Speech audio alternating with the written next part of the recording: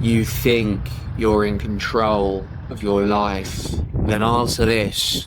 Why do you wake up at the same time, eat the same food, scroll the same apps, go to a job you don't even like, and call it your choice? If you're so free, why does your life look exactly like everyone else's? Arthur's guts began to tighten and his hands began to shake. He held his cheaply assembled second-hand smartphone with a vice-like grip as he commenced scrolling. An urgent thought protruded its way from the back of Arthur's mind into a prioritizing anxiety capable of causing a paralyzing state of fear and dread. As if through some kind of cruel algorithmic malfunction and irony, a video appeared to play through the screen of the dull smartphone, looping over and over again. As Arthur watched on, his heart sank, his body felt cold, and his bones became heavy. "You are condemned to freedom," the automated voice that sounded like a scripted AI bleated out mechanically, without emotion or doubt. "You are condemned to be free," it continued. And so enters Jean-Paul Sartre.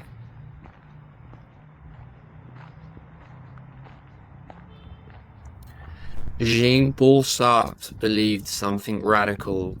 You are completely free, not just a bit free, not socially free, totally free. Every action, every decision, every path chosen, which sounds empowering until you realize what that actually means. If Sartre is right, then everything in your life is your responsibility. Your job, your routine, your failures, you chose it. Even now, watching this, you chose this life. No excuses, no system to blame, just you. Arthur sat for a moment riddled with a gut-wrenching kind of worry he'd never experienced before. So, it's all my own fault then, he questioned himself with a sophisticated level of depth and self-awareness he never knew existed. I am the master of my own slavery, the overseer of my own oppression. His body remained rigid, uptight and unmoved, totally still, but the guilt was swallowing him whole and leaving a cold, dark, unrecognizable emptiness, the likes of which he'd never seen in all his life. But Arthur couldn't accept that because it didn't feel true. Schopenhauer saw something darker. He said, "You don't choose your life. Your will chooses for you. An irrational force, blind, constant, uncontrollable. You don't decide what you want. You just want it. And then your brain builds a story afterwards to make it feel like a decision. Think about it. Did you choose your desires? Did you choose what motivates you? Did you choose what you're afraid of? Or did it just appear?" Now take that and place it inside society, a system built on rules, expectations, norms. Work, earn, consume, repeat. Michel Foucault called it something else, a panopticon, not a prison with walls, but a system where you watch yourself, where you don't need to be controlled because you've already internalized the control. Arthur realized something terrifying.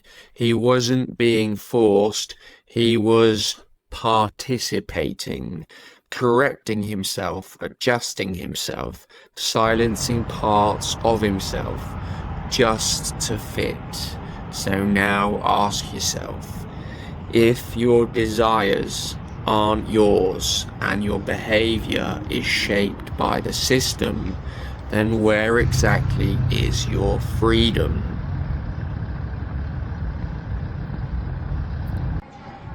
This is where it breaks, because both philosophers leave you trapped. If Sartre is right, you're responsible for a life you don't fully understand.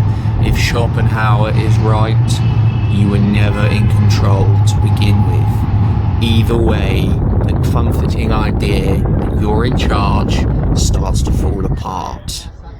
Arthur didn't find an answer, and that's the problem. He just saw it clearly, that his life was somewhere between control and chaos, between choice and compulsion, not fully free, not fully trapped, just conscious enough to realize something wasn't right.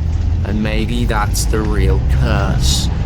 Not that you're controlled, but that you can feel it and still do nothing. So next time you say, "This is my life," just ask yourself, did you choose it or did it choose you?